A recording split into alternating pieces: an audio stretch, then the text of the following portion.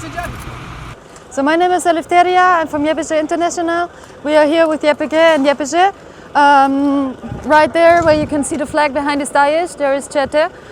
So now we're here to make the fight, to fight them, to go away, that the civilians can come back.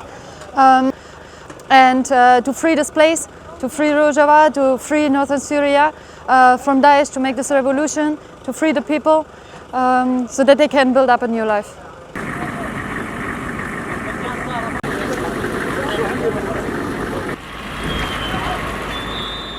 اسمي باشا من منطقة الشدادي.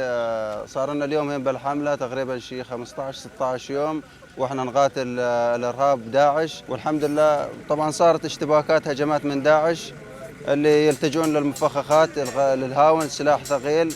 دامت اشتباكات ساعتين ثلاث يوميا بشكل يومي، يلتجون للاجواء الضبابية، اجواء المطر، اجواء اللي ما يعني تخلينا نشوفهم بشكل واضح، أما ولكن تصدينا لهم مهمة الرفاق ومهمة قوات سوريا الديمقراطية.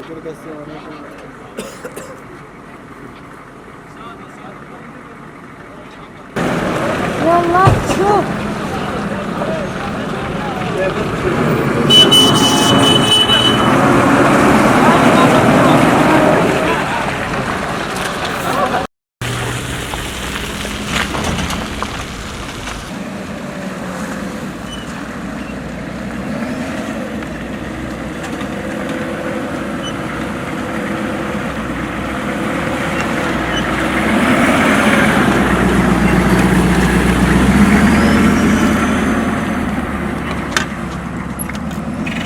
يعني چه حرکت بین چه بهم ناد دوش خو حاضر دکن یعنی آنی حرکتی فلان چه بج بو هم بکاب دیرک متحلب کش بج هم ها مرمیات دم برم حاضر دکن اجبر کو داعش هنگی کتی تنگاسیه يعني هرتم مصاب عربه تقمنی و ينكو تخو نافا ولا تاقين يعني هرتم بوانا دخوازن چالاکیا بکن جبونا ويجي جبوكو ام عربه تقمنی بده سکناندن هم دوش حاضر دکن يعني احتمال کو عربه تقمنی جبوان رحب احتمال کو ورا في درجه هاي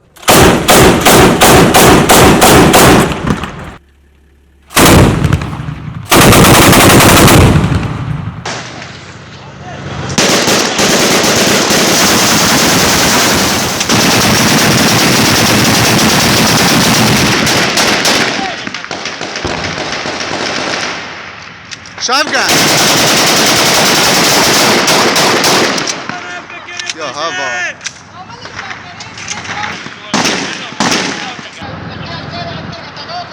قاسي كدرنا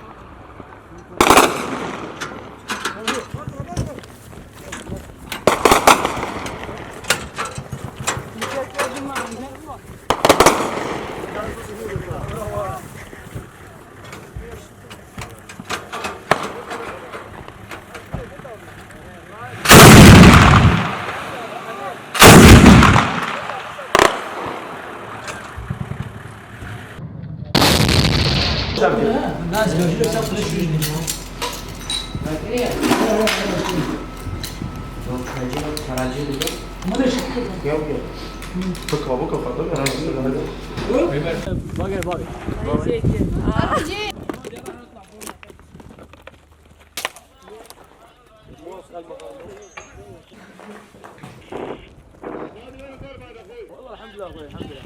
الله يبيعها لكم شيء. روح ابويا روح.